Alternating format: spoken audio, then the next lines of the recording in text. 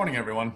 My name is Daniel Cassely. To start the presentation, a little bit about my background. I've been in education for over 17 years now, and I started off my career on what's called the other side of the desk in college admissions at a school up in Maine, the University of New England. It's a small school on the coast of Maine. They specialize in health sciences and marine science. And then after getting my master's degree at Boston College, I moved on to my admissions work at Boston University, where I stayed for over 5 years. So today's presentation is going to be on the college or the college interview. And I will share my screen here. So our agenda for this morning are 10 steps to the college interview. One, I won't read all of these, but you can see what we're going to talk about over the next 20 minutes or so. So different places and different faces. The college interview really is, there are two different types. There's the alumni interview and the admissions office interview. And both of those are significantly different, as well as how a student should prepare for them and how well they should feel going into those interviews. So the alumni interview is usually conducted by a graduate of the school. They enjoyed their experience there, and it's their way of giving back to the school community and still feeling connected to their alma mater and their campus. They usually conduct the interview in a more informal setting, in a more conversational tone, typically held in public spaces, so coffee shops, libraries, the like. We do alumni interviews at the school. We generally will have somebody from our senior class, usually 2, 3, 4 students who will apply to a school like MIT. And MIT, they send out an alumni interviewer to sit down, meet with our students, and to have a more conversational tone about their experience at MIT, but also to get a better understanding of the student's idea of MIT and anything that they can ask of an alumni interviewer. The admissions office interview can be conducted in 2 ways, either an evaluative interview or a non-evaluative interview. So an evaluative interview is part of the admission process where your interview is going to be part of your admission file. So when you sit down, or when the committee sits down to decide whether or not you're a good candidate for the school, that evaluative interview will be used to judge whether or not you're a good fit for that particular institution. A non-evaluative interview is just more like one of those alumni interviews where the admissions officer will sit down with a student and really gain a better understanding of why that student thinks that the school is a good fit, but also for the admissions office to really sell the school to that student and really allow the student to get a better understanding of all of the opportunities that exist at that particular school. My work at the University of New England, we would sometimes do evaluative interviews if the student was on the border of being admitted or not, and we were looking for reasons to accept that student. So we would offer an evaluative interview for that student to just see if we felt that while the numbers weren't really there, could we stretch and make a case for that student that, you know, they had a really strong interview, they really knew a lot about the school, and even though their grades weren't what we were looking for, or their test scores weren't looking what we were looking for, that there was a reason to stretch it and make it admit for that student. My work at Boston University was in a non-evaluative interview process where I would sit down with students, especially in hard to reach areas. So I did a lot of evaluative interviews in and around New Orleans, as well as in and around some smaller towns in Minneapolis, St. Paul area in Minnesota, where we were looking for those students who may not have the opportunity to come to Boston and sit down and meet with an admissions officer. And we felt that it was a good idea to sit down and really meet with students who otherwise wouldn't have a one-on-one interaction with Boston University, and really try to get those students really interested in applying and ultimately attending Boston University. So why do them? Let's see,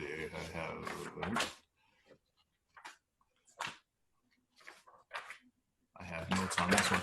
So the interview is your chance to meet with somebody who represents the college. It's a great way to show your interest in the college and to start a relationship with people there. You know, often, even though at Boston University, the interviews were non-evaluative, I would sit down with a student and really get a good sense of who that student was and whether or not that they would be a really good fit for BU.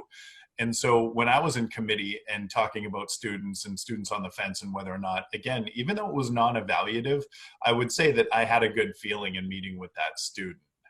Also in setting up our alumni interview panel, I would meet and make sure that our alumni interviewers were looking at students in a way that maybe, depending on the age of the alumni interviewer, you know, certain things change over time.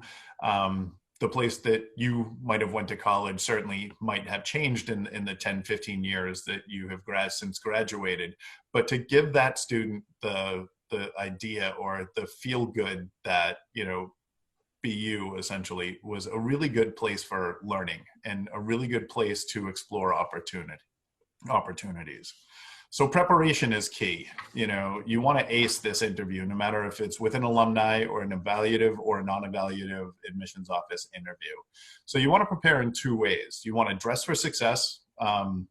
For me, you know, I wanted to show essentially how I would dress for a college interview today. This is probably the first time I've worn a shirt and tie in many, many months. So you want to dress for success.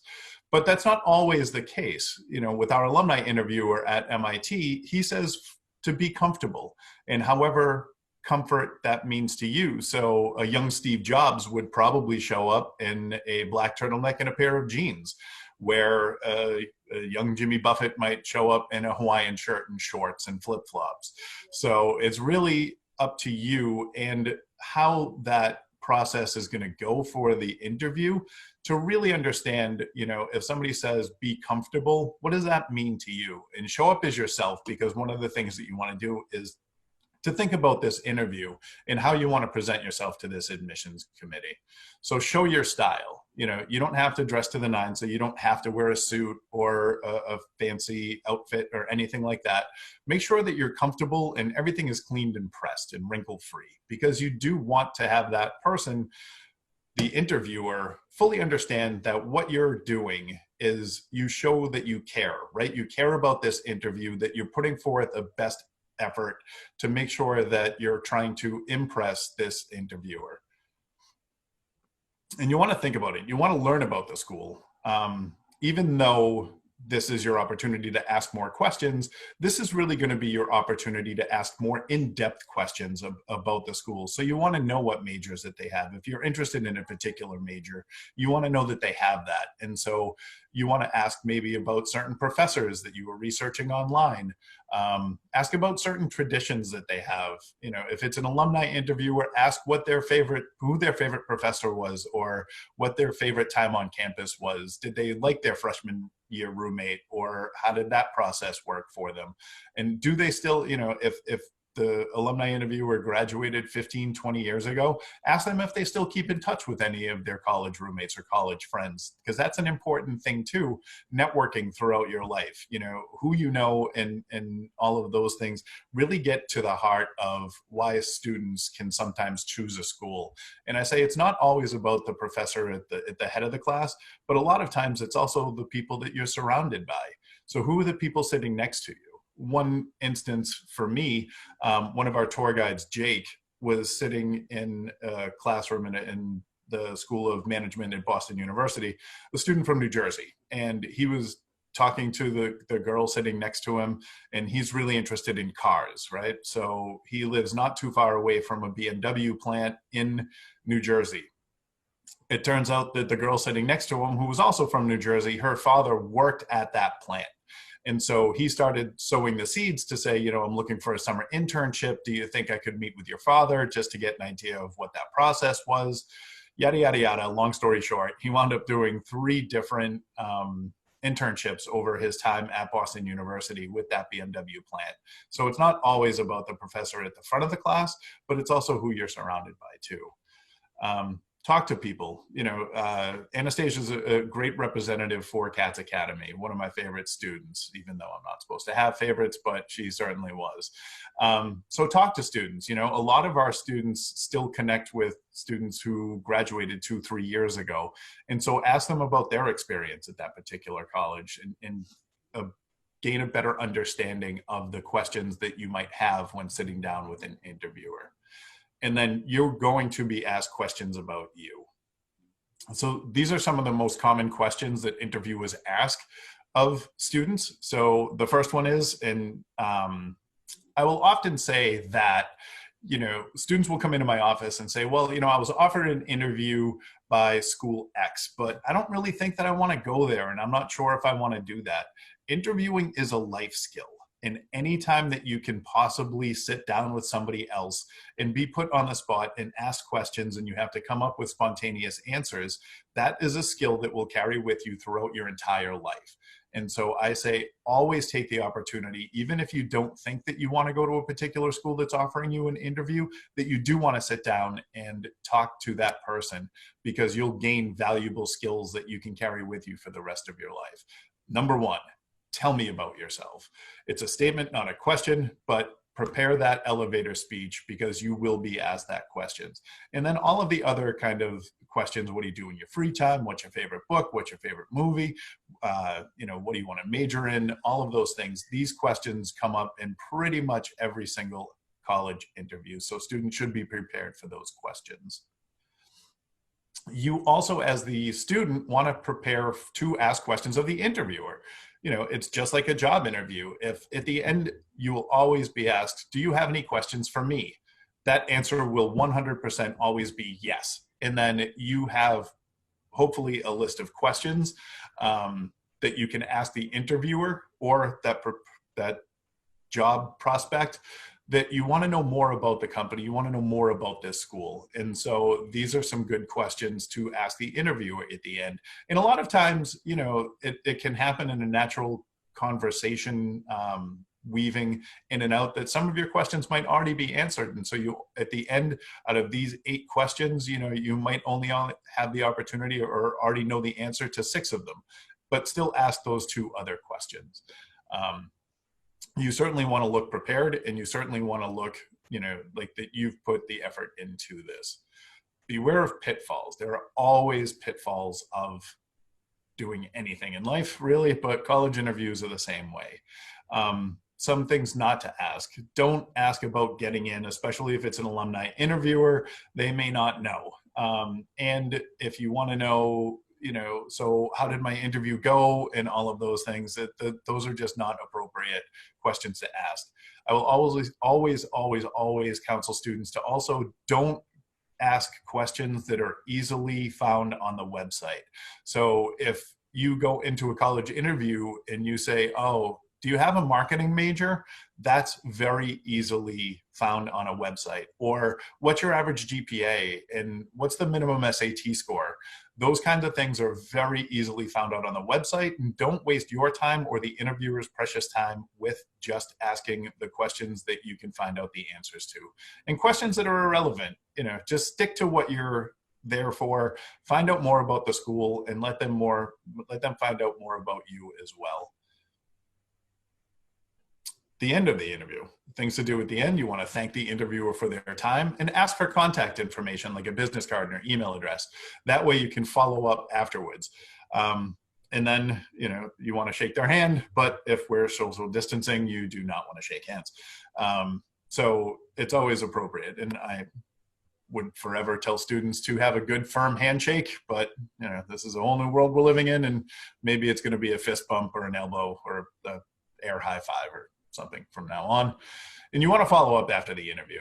Always email the person who conducted the interview and try to remember something specific about that interview. If they told you about their favorite professor, say, I really hope to be on campus and have the experience with a professor like you had with so-and-so. It just shows that you remember things, that you put the effort into remembering a person, sharing their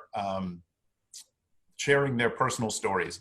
And so anytime that you can remember something important about details, it's always a good thing to regurgitate that in an email. You know, it is a very formal email as well. So you want to open with dear so-and-so, and you want to close it with sincerely. And a job well done. Remember, if you follow these tips, you will have a good experience. Remember, be prepared, be yourself, be clean and polished, maintain eye contact, have the conversations, ask questions, and always, always, always be cordial. And thank you for your time and listening to me. I'll pass it back to Ellie, but I think that we'll probably open it up to questions. What is the difference with a liberal arts college? Sure. So a liberal arts college really is focused on that personal interaction between professors and students. You can have the same kind of experience at a larger university, but usually a liberal arts college like a Bowdoin College or Amherst or Williams, there really is only one particular college, and then all of the majors are housed within that. At a larger university, larger universities are made up of individual schools and colleges. And so liberal arts universities or liberal arts colleges really pride themselves on that student-teacher interaction, usually a low student-to-teacher ratio, as well as the fact that a lot of liberal arts colleges don't have higher degrees. And so you don't have, TAs, and you don't have professors' assistants running classes and all of those things. So I would say that the major difference is that liberal arts colleges really pride themselves on that student-to-teacher interaction. So would there be a particular student that you would sort of recommend a liberal arts college to? Yeah, I mean, it really depends on the individual student. So, just again, this really goes into our interactions and meeting with students and really getting to know them better. And so if you have a student like Anastasia is a great example, I would say that Anastasia would be better suited to a liberal arts college rather than a larger impersonal university. She really thrives on that personal interaction with her teachers and obviously with her college counselors, as she stated. But even studying something like economics, you can find that at a small liberal arts college.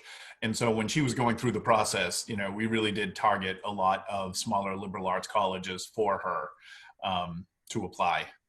Thank you again, Dan. And thank you everyone for joining us today.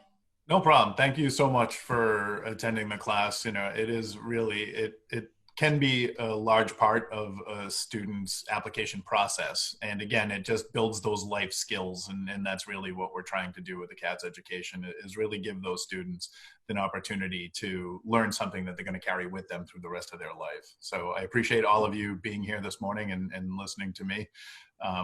These are the kind of things that I enjoy. So thank you so much.